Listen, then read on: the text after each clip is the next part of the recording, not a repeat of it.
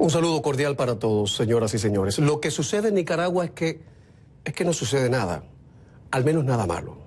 Salvo el hecho de que su legítimo gobierno permanece acosado permanentemente por el terrorismo nacional y sus cómplices en el extranjero. Esa es la versión que recibe quien solo lea los medios afines a Daniel Ortega.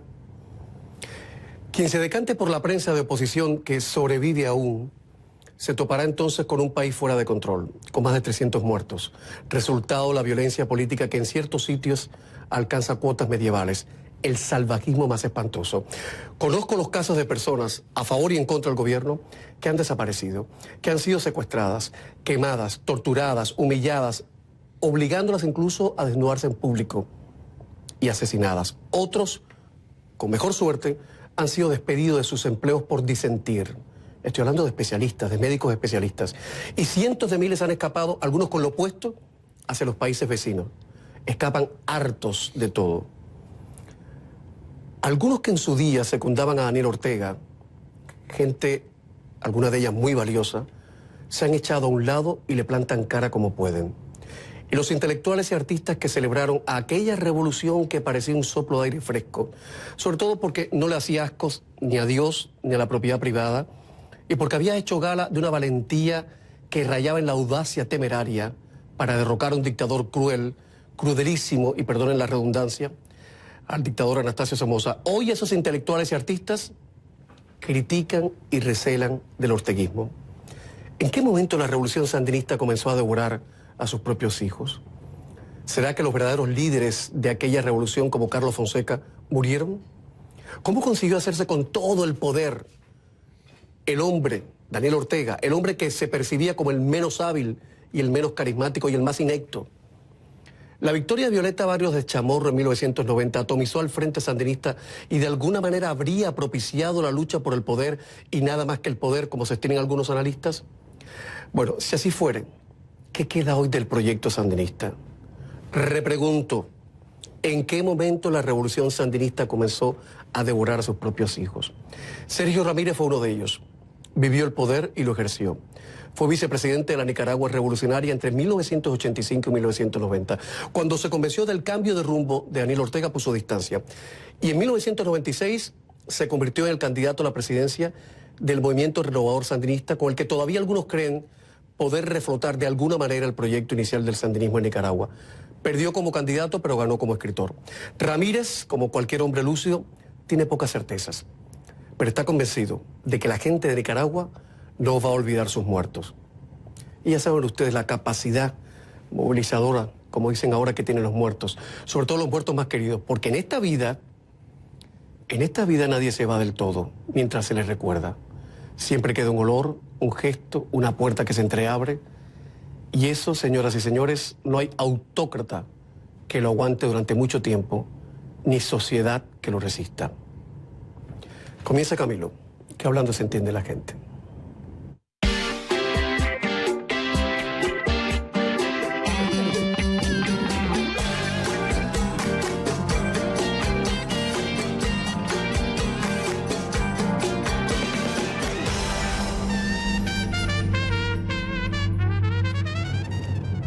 Sergio Ramírez, buenas noches, bienvenido a CNN. Encantado, Camilo. ¿Cómo está usted? Muy bien, gracias. Me alegro. Encantado. Que su nueva novela se llame Ya nadie llora por mí, que tenga como telón de fondo a Nicaragua y las cloacas políticas de Nicaragua, que el protagonista sea un exguerrillero sandinista que ahora es un detective pobretón, yo creo que no puede ser casual. Pero mi pregunta es, ¿esta es una novela sobre Daniel Ortega? No. Es una novela ambientada en Nicaragua, la atmósfera es nicaragüense. Sucede a otra novela anterior que se llama El cielo llora por mí, que también está ambientada en Managua, pero en una época distinta. Porque aquella era 2008, 2009 más o menos. En el 2000 claro. Más o menos, ¿no? Cuando comienza la corrupción a enseñorearse del país. Y luego esta novela está contada en tiempo actual, digamos antes de los sucesos de abril, por supuesto, ¿no? Claro. Pero en tiempo actual. Pero es una auténtica novela negra.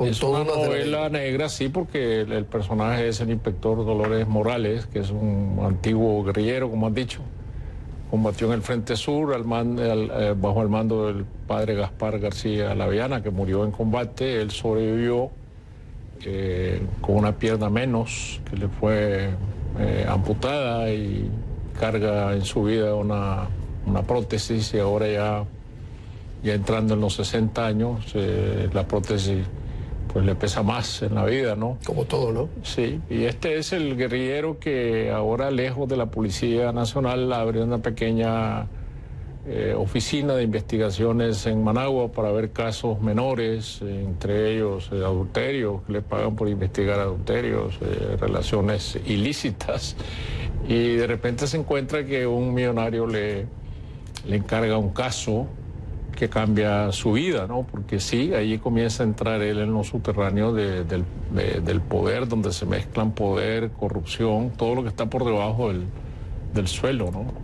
Qué curioso que don Sergio Ramírez haya echado mano de un hombre derrotado, si me permite decirlo. Me ha recordado Leonardo Padura, mi compatriota, que su Mario Conde también es de alguna manera un hombre derrotado y ex policía. Sí, un poquito más alcohólico que el inspector Dolores Morales. Y más comilón, porque Mario Conde todo el tiempo está pensando en comida. Oiga, un libro como este, que es Una granada sin espoleta, ¿la editorial Alfaguara podrá venderlo en Nicaragua? Sí, ¿Sin se ha problema vendido alguno? mucho en Nicaragua, sí, se ha vendido mucho. O sea, no hay censura con los libros en Nicaragua. En este momento no. Gracias a Dios. No, Perfecto. sí, los libros circulan libremente, sí. Don Sergio, ¿por qué cree usted que la novela negra es más, en Latinoamérica, es más social que en Europa? Porque en Europa un detective, ya sea privado o público, da por sentado algo que en América Latina no podemos dar sentado, que es el respaldo de la institucionalidad jurídica. Es decir, jueces que no son fácilmente corruptibles, fiscales que hacen su trabajo, un aparato forense que está detrás suministrándole las pruebas de vida, los exámenes que lo llevan por el camino que debe ir. Mientras que en América Latina un detective, un investigador, sea o no policía, no cuenta con nada de eso. Va a su propio riesgo. No sabe si los jueces están comprados de antemano, si obedecen al poder político, si los fiscales están inclinados o no. No sabe si sus riesgos los pueden llevar a un peligro de muerte. Como los personajes de Padura, o como los personajes de Elmer Mendoza, ¿no? Que Ajá. más complicado lo de Elmer porque se mueve en Sinaloa, nada menos, que es una de las capitales del narcotráfico, el cartel de Sinaloa, nada menos en México, ¿no? Cuando estábamos preparando el programa, alguien que le chifla la novela negra decía, claro, para un sueco hacer novela negra, lo digo porque no sé en los demás países, pero en Estados Unidos ha entrado con mucha fuerza todos los novelistas suecos. Son novelas que uno la ve en el estante de la librería y dan como frío, ¿no? Porque no pienses en los países, eso con mucho frío. Pero alguien del equipo decía, claro, a ellos les es más fácil escribir, porque allí funcionan las cosas de otra manera. Sí. No sé si será más fácil escribir, pero funcionan de otra manera. Sí, es distinto. Es decir, la atmósfera es completamente diferente. Además, pues en Suecia no nos podríamos encontrar a un ex inspector de policía, como en este caso, que tenga un pasado guerrillero, que venga de un pasado en el que ha luchado con las armas por un cambio político para derribar una dictadura. Suecia, no. Y cuando entre en una atmósfera distinta, él resiente que esa atmósfera no sea la atmósfera ideal que él soñó. De un país distinto, un país con reglas del juego claras, institucionales, con respeto a sus propios ideales. Que debe ser terrible para el personaje. Es una decepción, es un fracaso en su vida y él vive rumiando eso, ¿no? Y el alcance ético que tiene este personaje es lo que más a mí me interesa, que a pesar de los vientos en contrario que soplan sobre él, sigue defendiéndose desde su perspectiva. Aun cuando es un antihéroe con todas las de la ley. Exacto. Pero sigue defendiendo su perspectiva ética por mucho que le cueste y por mucho que surjan tentaciones en su camino, ¿no? Pero para eso tiene su conciencia, que es el Lord Dixon. Ahora, lo que sí nunca cambia es la literatura como ejercicio de incordio, de jorobar la pita, la literatura como torpedo burlón para acabar con la realidad inmediata cuando es necesario. En la página 195 se dice: contra lo que alguien enterado pudiera imaginarse, el jefe de la inteligencia de la Policía Nacional no hacía honor a su apodo de Tongolele. más que por el mechón blanco del cabello, pues no sabía bailar. Yo imagino un jefe de policía con el mechón como Tonkolele, pero bueno. Pregunta, don Sergio, ¿cómo puede salvarse el cinismo y la desesperanza más tremendos alguien como su detective Morales, o mejor, alguien como usted mismo, con la que está cayendo? Bueno, yo creo que el humor es un buen espacio para tomar distancia de la propia trama de la novela, de lo que está ocurriendo. Y el humor salva mucho, porque el humor impide que el escritor y el personaje se involucren demasiado en la trama de los acontecimientos, sobre todo desde la perspectiva del autor. A mí me sirve para ver las cosas un tanto de lejos.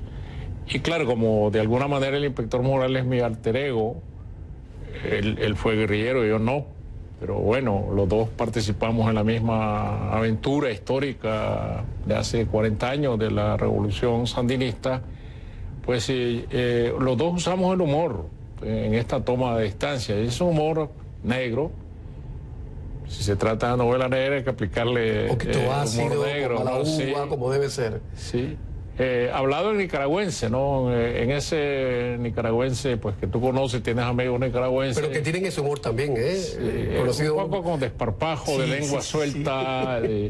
Y si te fijas bien, la novela es un diálogo permanente, ¿no? Un diálogo incesante, donde todo el mundo está hablando y la trama tú la vas averiguando a través del diálogo. En ese sentido me gustaría decir que es una novela oral.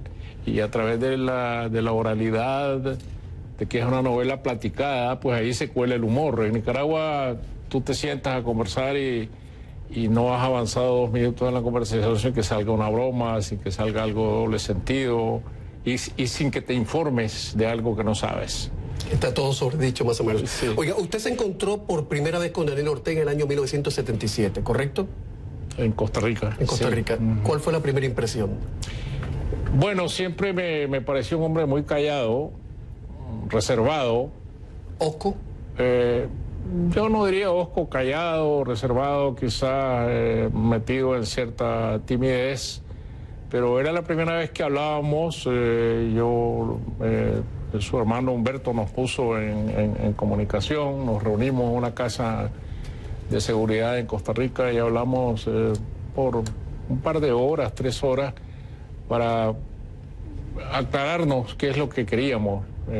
Pertenecíamos a una misma tendencia, que era la tendencia tercerista, que es la que propugnaba por una apertura hacia otros grupos políticos, hacia la sociedad, y que entonces fundamos lo que se llamó el Grupo Los 12, donde había sacerdotes, empresarios, académicos, y que realmente dio la cara por el Frente Sandinista en aquellos años. El Frente Sandinista, pues Somoza había logrado relegarlo a una categoría como de una agrupación terrorista, y de forrajido, marginal, sin futuro político. Y entonces, desde luego que aparecieron un grupo de personas en los que había sacerdotes jesuitas, sacerdotes maryknolls, como el padre Miguel Despoto, como el padre Fernando Cardenal, y luego empresarios como don Felipe Mántica, que era la cabeza. Era muy suculenta imagen, ¿eh? Sí, y doctor Joaquín Cuadra Chamorro, de unos apellidos muy ilustres en Nicaragua. Entonces la gente, don Emilio Baltodano, que era un empresario cafetalero muy respetado en el país. Entonces la gente se sorprendió y comprendió que la cosa llevaba otro camino muy distinto. Eso fue año 77. Soy la América Narváez Murillo me dijo que jamás vio a Daniel Ortega bailando o haciendo chistes o leyendo una novela. Digo todo esto para pasar a la próxima pregunta. ¿Cómo un hombre así consiguió hacerse con todo el poder? El líder que se percibía como el menos hábil, el menos carismático. Tengo testimonios de gente en Cuba, de sus aliados ideológicos, que no lo masticaban mucho incluso. Había otros guerrilleros que tenían que tenían mejor imagen en La Habana incluso. ¿Cómo alguien así se hizo con todo el poder? Bueno, yo creo que precisamente por eso, Camilo, hay que tomar en cuenta que cuando el Frente Sandinista triunfa, apenas la revolución triunfa en julio, el 19 de julio, pero apenas en abril, marzo, se da la unidad de las 3 tendencias en que el Frente Sandinista estaba estaba dividido, y aunque la Perdón, ¿y Fidel Castro tuvo que ver con eso? Sí, claro, él fue decisivo, claro, decisivo para que se diera esta unidad, que se cerró en La Habana y se firmó en Costa Rica. Pero independientemente de la fuerza que cada tendencia tenía, y la tendencia tercerista, la que militarmente y políticamente era la más grande, pues la base de la unidad fue que una de las tres tendencias pusiera 3 miembros de una dirección conjunta de 9. Y por lo tanto había ahí un equilibrio natural de fuerzas políticas que nadie podía romper. ¿Qué pasó con los años? Entonces, sobre este escenario es que surge la figura de Daniel Ortega como cabeza de la Junta de Gobierno y como cabeza de la Dirección Nacional, pero es lo que en la Escuela de Derecho llamábamos un primus inter pares. Es alguien que es el primero entre iguales. No había ningún caldo de cultivo para crear un caudillo en ese tiempo. Mientras duró el poder colectivo, que fue, yo diría, una de las ventajas, entre muchas deficiencias y defectos que tuvo el proceso revolucionario, esto de que una dirección colectiva impidiera que alguien se erigiera como caudillo. Yo creo que el papel de caudillo Daniel Ortega lo comienza a fabricar, a construir después de la derrota electoral frente a doña Violeta de Chamorro, cuando se erige sobre los restos de lo que fue el Frente Sandinista, y él mantiene la constancia de llenar un espacio que los demás, muchos, han abandonado. Y entonces logra que la fidelidad de los viejos cuadros militares, políticos del Frente Sandinista lo reconozcan como líder del Frente Sandinista en una situación verdaderamente difícil, de crisis provocada por la derrota electoral. Rosario Murillo siempre fue una figura marginal. En los 80 no recuerdo que tuviera ningún papel, no cabía dentro de este esquema de que te estoy describiendo, no cabía, ¿no? Ella pugnaba por tener algún papel en la cultura, y por eso de hecho lo tuvo, ¿verdad? Sí, porque se formó un antagonismo con Ernesto Cardenal. Ernesto Cardenal es una figura que nadie puede derribar, ¿no? Por el prestigio que tiene mundial, pero bueno, hubo una pugna contra Ernesto Cardenal. Voy a poner publicidad, pero antes recuerden que con el numeral Ramírez en Camilo ustedes participan del programa. Me están preguntando que cuándo y cómo se va a presentar la novela aquí en el sur de la Florida. Bueno, aquí tengo los datos y usted me dice si Auditorium del Miami-Dade College en el campus Wolfson, que es en el centro de Miami, será este jueves a las 7:30 de la noche en el Auditorium, todo el mundo sabe dónde está, y la moderadora, la presentadora va a ser Mirta Ojito, una colega que además es premio Pulitzer. Ahí se va a presentar la novela de don Sergio y usted va a hablar con la gente, me imagino. Sí, claro, por supuesto. Por supuesto que sí. Le quería preguntar cómo una mujer que era una figura marginal del sandinismo, una mujer que alguna gente dice que no está en sus cabales, aunque su hija ha dicho que no la exonera de la responsabilidad penal que tendrá ante un futuro. ¿Cómo una mujer así tiene tanto poder en la Nicaragua de hoy? Publicidad y regresamos. Rosario Murillo, estoy hablando de Rosario Murillo. He decidido irme a vivir a New York City. Esta noche en Camilo, el escritor nicaragüense Sergio Ramírez, Premio Cervantes 2017, que ha venido a Miami a presentar su nueva novela, invitado por la Feria del Libro del Miami-Dade College y por la Fundación Cuatro Gatos, que como siempre digo hacen maravillas, siendo 4 gatos y a veces son 3, por la lectura, sobre todo entre la gente joven y los niños. Ya nadie llora por mí, Sergio Ramírez. Un hombre que, por cierto, nunca soñó con ser guerrillero, porque lo suyo no iba por ahí, ¿verdad? No, yo nunca aprendí a disparar, no. Usted ni siquiera jugaba a los cowboys y los indios y eso, ¿no? Bueno, de niño sí, pero sí. Ya con un arma en la mano nunca me vino. Antes de hacerle la pregunta que mucha gente quiere que yo le haga a usted, quiero hacerle esta pregunta. ¿Rosario Murillo está en sus cabales?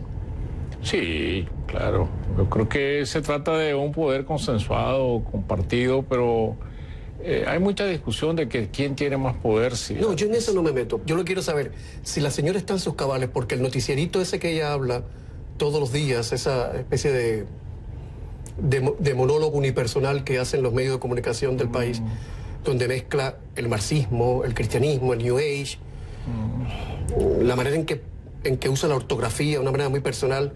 Pero esa es una expresión de poder, ¿no? También, ¿verdad? Todo es una expresión de poder, Entonces, claro. ella está en sus Es cabales. una marca de poder, los árboles de la vida, la caligrafía, los lemas, el lenguaje, todo es un sello de ¿Y poder. ella cree que es simpática, que es una persona simpática, que empatiza con los demás? Pues yo creo que cuando se tiene un poder absoluto compartido, como el que existe en Nicaragua, pues el poder establece una cortina difusa entre la gente y el que ejerce el poder. Y yo creo que en general el poder se vuelve un gran pretexto de creencias y se termina creyendo lo que se habla, ¿no? Porque tiene que haber esta justificación para poder seguir adelante actuando en medio de la crisis terrible que vive el país. Bueno, señoras y señores, lo que viene a partir de ahora está muy bien contado en uno de los libros de don Sergio. Adiós, muchachos. Sergio Ramírez fue miembro de la Junta de Gobierno de Reconstrucción Nacional. En el año 1984 fue elegido vicepresidente de Nicaragua. Hasta 1995 estuvo en la Asamblea Nacional, en el Parlamento. Tras separarse del orteguismo, fundó el movimiento renovador sandinista y fracasó como candidato presidencial para las elecciones del año 1996. ¿Por qué entró usted en política? Ya sé que fue circunstancial, que fue... Bueno, es que yo creo que yo no entré en política, entré en la revolución, que para mí es distinto. ¿Porque las revoluciones no hacen política? Se convierten en política, pero la revolución es una idea, es un ideal.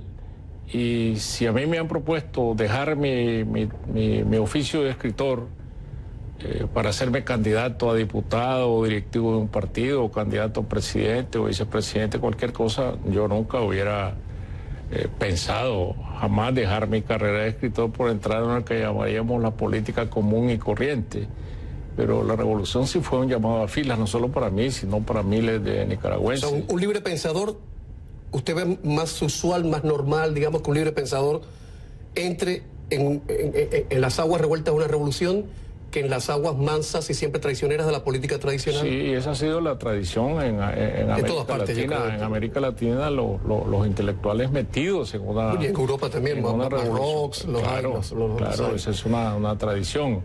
Y yo respondí a ese llamado. Cuando yo sentí que ya no había ningún papel para mí en la política, porque como consecuencia de la toma del poder, pues se ejerce el gobierno y uno se hace necesariamente político. Yo no me estoy excusando de eso, pero entiendo. Claro, cuando la revolución para mí terminó, y terminó con estas elecciones donde yo creía que podía haber una tercera oportunidad, una alternativa que representara un pensamiento sandinista, demócrata, que ayudara a construir una sociedad con alternabilidad en el poder, con reglas democráticas, y no me dieron esa oportunidad. Yo no tuve esa oportunidad porque el país estaba muy polarizado entre el sandinismo de Daniel Ortega y el liberalismo de Daniel Alemán.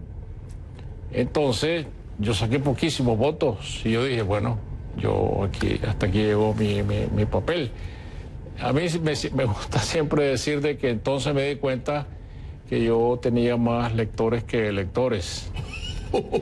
Pero usted fue a ese ruedo electoral sabiendo que el maridaje entre política y literatura no siempre funciona. Los escritores, por grandes que sean, no siempre están libres de polvo y paja cuando hacen política. No, ha sido un continuo fracaso. Por eso, no, estoy pensando, por ejemplo, en Celín, en Ezra Pound, en García Márquez y su adoración por Fidel Castro.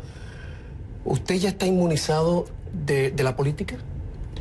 Sí, claro. ¿Y del poder? Me inmuniza la literatura y del poder también. Yo soy un testigo del poder y alguien que se vale del poder para armar sus tinglados escenarios literarios. Es decir, para introducir el poder como un elemento imprescindible en la literatura. Hay muy pocos elementos que siempre van a estar en la literatura. El amor, la locura, la muerte y el poder, que a veces es una especie de locura, ¿no? Entonces, yo tengo una experiencia de poder que me sirve muchísimo a la hora de escribir. Entonces, porque usted lo vivió y lo ejerció. Sí, viví en las entrañas del poder, claro. Cuando en el año 2015 usted publicó Sara, dijo que al principio una revolución es una ilusión plena. Y dijo además esto: la mayor revolución es ver el mundo como lo ve el otro. ¿Sigue creyendo en eso todavía hoy? Cada vez más. Creo que tomar distancia de lo que uno mismo piensa, de sus propias convicciones, y tratar de entender el mundo desde la perspectiva del otro es muy difícil, pero necesario. Yo creo que en estos tiempos, sobre todo, la identidad del otro, que me interese a mí, que yo pueda ver el mundo con los ojos del otro y sentir al otro metido dentro de mí, me parece que es una gran conquista que todavía no logramos en medio de las disensiones y las polarizaciones que vemos hoy en distintas partes del mundo. Gramsci dejó dicho que la verdad siempre es revolucionaria, pero ¿por qué le cuesta encajar tanto eso a los que van de revolucionarios? Porque yo creo que un vicio de lo que se llama revolucionario, se ha llamado revolución siempre, que es trastocar el orden actual para fundar un orden nuevo, es el que quiere quedarse para siempre. Yo creo que ahí está el gran fracaso. El gran fracaso de la revolución. Que cree el caudillismo, que cree el poder personal, y el que tiene el poder absoluto se llega a convencer de que sin él las cosas no marcharán, de que el proyecto político se va a ir al carajo si no está personalmente allí, y no solo 1 o 2 periodos, sino que para siempre, como si aún la propia muerte no existiera y que el poder se convirtiera en una forma de eternidad. Vaya acto de soberbia, ¿no? Sí, pero... ¿En quién estaba pensando? ¿En Fidel Castro? ¿En Hugo Chávez? Bueno, y en Rosas, en el doctor Francia. Porque tenemos una larguísima tradición en la larga de caudillos, pero caudillos, y algunos ilustrados, otros no. Unos se formaron en las ideas de la ilustración francesa, otros eran simples machetones. Unos eran doctores, otros eran sargentos. ¿Cuáles eran los peores? Porque hay unos déspotas ilustrados que Dios nos libre, ¿no? Claro, pero convierten la ilustración en un vicio extremo, convierten la ilustración en ideología que no tiene fisuras. Y cuando se comienza a creer en una ideología que no tiene fisuras, entonces, y no se contemplan las alternativas, eso de que otro también puede tener la razón y que la política es un campo abierto de juego, entonces es que nace el caudillismo cerrado basado en la ideología cerrada. O sea, la política convertida o reducida a cuestión de fe. Sí, prácticamente. Es lo que ha ocurrido en América Latina. Don Sergio, ¿ya usted no es marxista o es que nunca lo fue? Pues yo fui gramsciano, ¿no? Más bien.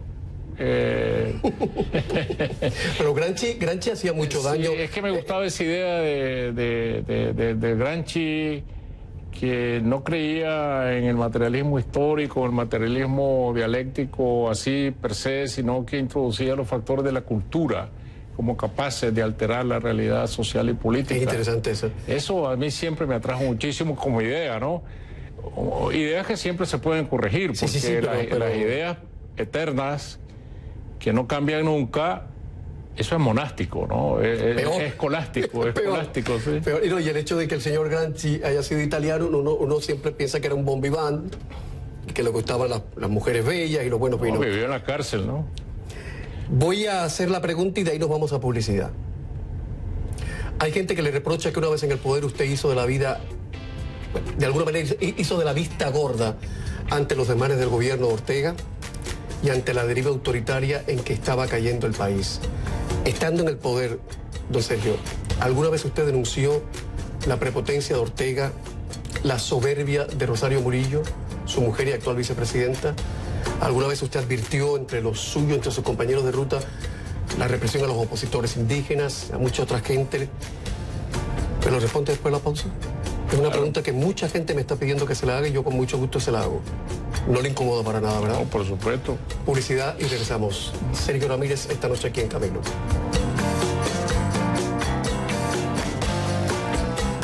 Sigue Camilo por Facebook y también en Twitter. Nada como contar con un buen amigo. Y ahora un poquito de letra pequeña de Sergio Ramírez, cuya nueva novela es Ya nadie llora por mí.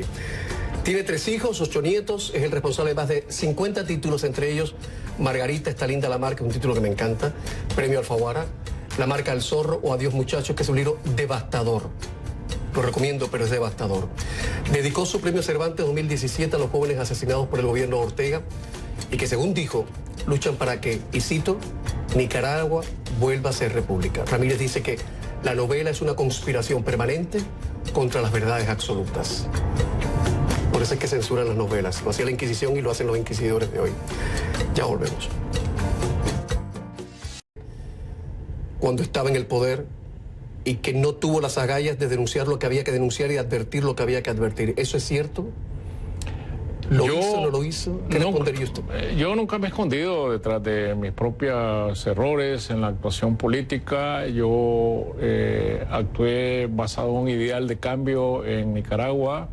El poder tiene riesgos, el poder tiene errores, equivocaciones, y yo no me he dedicado a predicarlos a cada uno que me lo pregunta, sino que escribí un libro sobre eso. Escribí un libro entero que has mencionado, que se llama Adiós Muchacho, donde yo hago una confesión de mi paso por la revolución como intelectual, como ser humano, cómo yo me involucré a fondo en lo que yo creía que era justo, que era correcto, y que cuando llegó el momento de despedirme de esa revolución lo hice con un testimonio de esta naturaleza, no solo como testigo, como partícipe, como protagonista. Nunca me he escondido de ese papel de protagonista.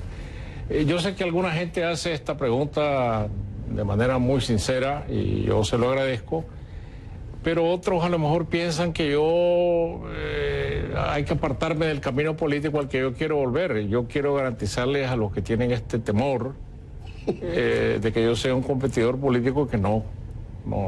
Yo creo que yo terminé mi papel político hace muchos años. Mi última actuación política fue en 1996. ¿Cuántos años han pasado de entonces? Ahí cerró el telón. Yo siento que mi oficio de escritor lo respeto, lo vivo, lo disfruto, lo padezco. Soy un escritor a fondo, es lo que yo he sido toda mi vida, y no habría nada que me saque de este oficio que yo he elegido como el oficio de mi vida y con el cual he querido darle a Nicaragua el lustre que muchos políticos no le han podido dar. Es decir, dedicándome a la vida de escritor, a crear con las palabras. Y si yo aspiro a algo, es ser recordado en la historia de Nicaragua no como político, sino como escritor. Muchas veces en la historia de los pueblos, los políticos son una nota de pie en la biografía de los escritores. Afortunadamente. Sí. Usted decía que nadie se va a acordar, bueno, tal vez en 100 años apenas se acordarán de Fidel Castro, pero siempre se acordarán de García Márquez. Lo que yo quiero saber, más allá de su compromiso cívico cuando usted estuvo en el poder, es si había espacio para la disensión y para ese tipo de advertencias dentro del Frente Sandinista. Si usted le podía decir a Daniel Ortega, Daniel, querido Daniel, por ahí no van los tiros. Sí, eso... ¿Y él lo aceptaba? Sí, eso era posible porque lo discutíamos muchas cosas. ¿Pero él lo aceptaba o miraba hacia abajo y se quedaba callado? No, a veces sí, a veces no. Eran discusiones muy abiertas, muy francas. ¿Y la Rosario Murillo participaba? No. ¿Ella estaba en casa? Yo a ella no la recuerdo participando. ¿Su relación con Rosario Murillo? Pues fue una relación que en aquel tiempo, ¿qué te podría decir? Normal, sin ninguna normalidad, ¿no? Es que le pregunto porque Edén Pastor en este programa, cuando abiertamente le preguntamos cómo usted se lleva con Rosario Murillo, y dice, nos hemos dicho buenas tardes una vez en los últimos 20 años. Dije, ¿qué clase de hermanos revolucionarios son estos que no se dan ni las buenas tardes? Pero ahí lo dejamos. Sí. Hablando de la revolución, don Sergio, ¿en qué momento la revolución sandinista comenzó a devorar a sus propios hijos? En este momento ¿Hay un momento así que usted recuerde? En este momento después de la derrota electoral, que yo quiero insistir en eso porque eso cambia radicalmente con la victoria de doña Violeta. Antes de la derrota electoral, las disidencias públicas dentro del Frente Sandinista, no te puedo mencionar un solo caso de alguien que haya salido de la fila del Frente Sandinista y no se haya ido a la contrarrevolución, como es el caso del señor Edén Pastora, ¿no? Que salió de la revolución a la contrarrevolución. Entonces no había disidencias inocentes, no había nadie que pudiera decir, bueno, yo me desembarazo de esto que estoy metido, me voy para mi casa. Esa posibilidad no existía dentro de la polarización en que vivía terrible en que vivía el país. Es decir, imperialismo, antiimperialismo, ese tipo de discurso que es el que dominaba toda la atmósfera política. La disidencia real se crea, y no de mi parte, sino de decenas de miembros del Frente Sandinista después de la derrota electoral, cuando comienza la deriva autoritaria. Entonces hay dos cosas que muchos reclaman.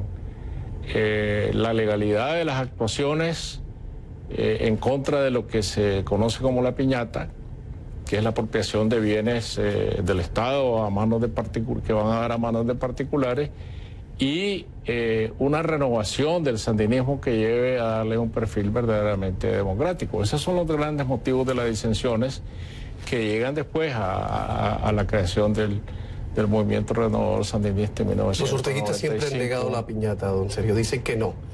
Que eso es fue mentira. tema de discusión dentro de la fila del Frente Sandinista y tema de disensiones. Pero es cierto que todos los hijos de la familia Ortega Murillo prácticamente son los dueños de medio país, de las estructuras de comunicación social. Ya es otra circunstancia muy distinta, muy lejana. Es que lo que le ha caído a Nicaragua ha sido... Sí, un vendaval, ¿no? Un vendaval. Sí. Oiga, usted sacrificó 10 años de su vida por la política, dejó su pasión, que es la literatura, por la política, o por la revolución, que después devino política, ya entendí su punto de vista. ¿Le molesta ahora que le traten como un converso o como un apóstata?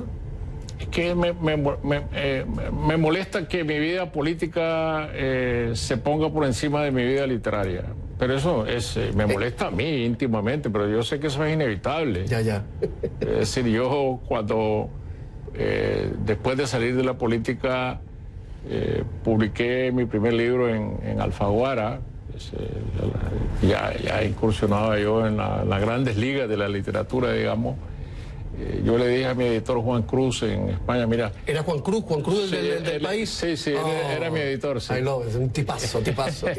Entonces le dije, mira, yo quisiera que en la solapa no pusieran que yo fui vicepresidente. Pero imposible, don Sergio.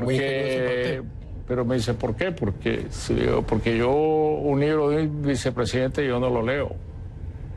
Sí. Bueno, yo tampoco, ahora don Carlos, el presidente costarricense, me regaló una de sus novelas muy interesante, don Carlos, por cierto. Y yo sé que él es un a mí un recelo, sí. Porque yo decía, bueno, un presidente que... Yo se lo dije, un presidente que ha escrito 3 novelas es un hombre bajo sospecha, ¿no? Por cierto, en ese mundo machista-leninista o machista-marxista del orteguismo, muy similar al mundo del castrismo, un hombre que escribiese cuentos, un hombre que como usted, que era un intelectual, ¿no era un hombre bajo sospecha? Entre sí, tanta claro. testosterona. Claro, yo era sospechoso de dos cosas, ¿no? De ser libre pensador y de ser socialdemócrata. Porque era imposible. Claro, porque en aquel tiempo ser socialdemócrata era el peor insulto que podría haber contra un político o un intelectual, ¿no? Voy a poner publicidad. Repregunto para que quede claro. ¿Usted no se arrepiente de su conducta durante los años que formó parte del gobierno, ni se siente cómplice de nada de lo que pasó en ese país, en detrimento de los derechos humanos, digamos? Yo hago mis exámenes de conciencia y me arrepiento de lo que tengo que arrepentirme y me disculpo de lo que tenga que disculparme y asumo el papel que viví entonces con seriedad y con interés. No me escondo de él, ni quiero cambiar mi historia, ni borrarla y empezar de cero, porque me parece que es una manera muy hipócrita de presentarse ante el mundo. A la vuelta de publicidad, ¿en qué se parece la Nicaragua de Daniel Ortega y Rosario Murillo al México del PRI? Ya volvemos.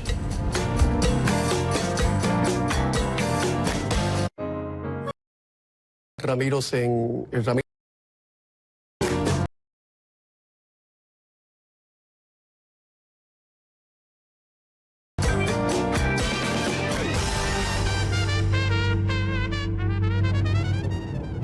Como siempre, don Sergio, con el numeral Ramírez en Camilo, algunos le están pidiendo la cabeza y otros le están felicitando.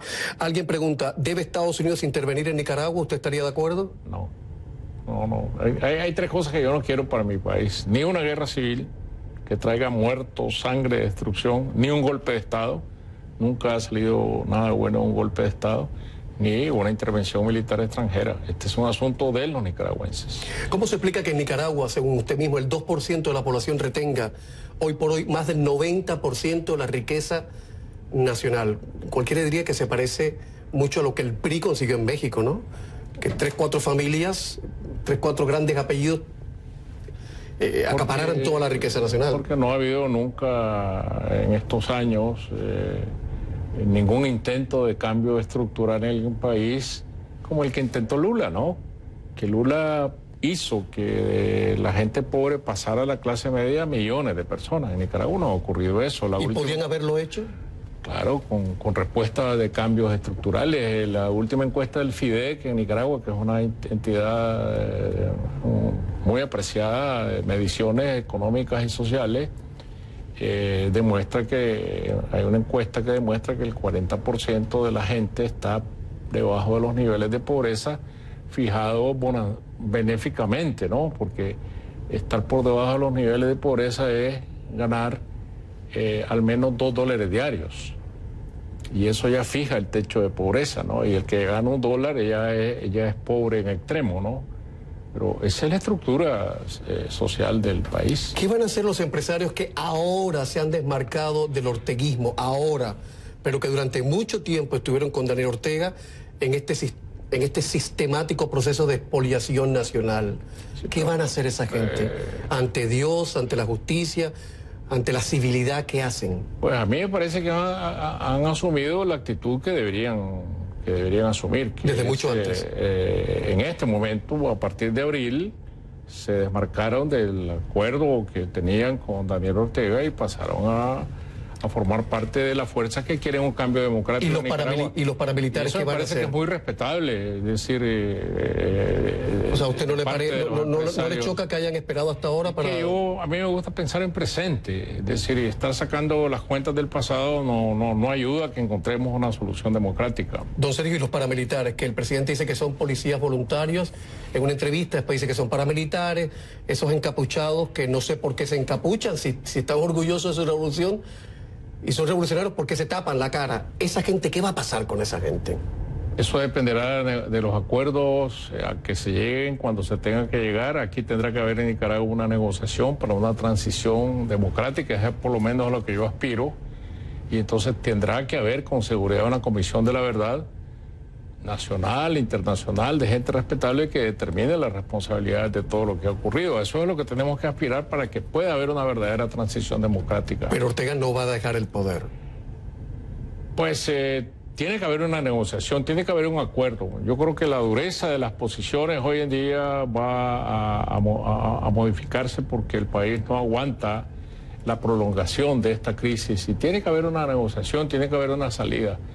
No soy mago para decir cuándo ni cómo se va a dar, pero yo sí confío y tengo la esperanza de que la salida en Nicaragua se va a dar a través del diálogo que la Unidad Azul y Blanco, que es la gran fuerza que se ha configurado en la oposición, está reclamando ahorita y que la Iglesia Católica respalda. Hay que tomar en cuenta que la Iglesia Católica sigue siendo la fuerza más respetada del país. En sus sueños más delirantes de escritor, ¿usted alguna vez se imaginó este escenario con más de 300 muertos, más de 2.000 heridos, en un país donde todos, absolutamente todos los que se atrevieron a disentir del gobierno están siendo juzgados por terroristas?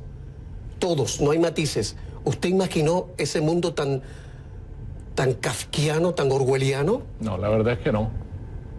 No. Podría decir que sí, entonces... Dirían, bueno, otro premio, no se vamos a dar el Pulitzer.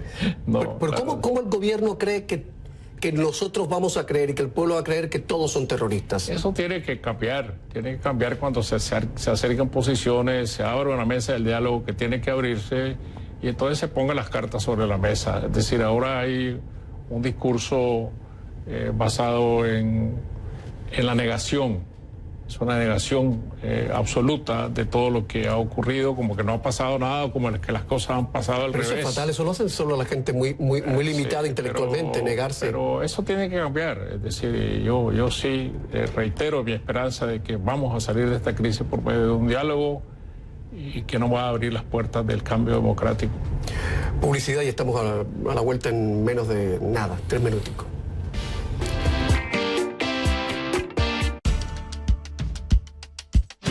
No cambies la ruta establecida.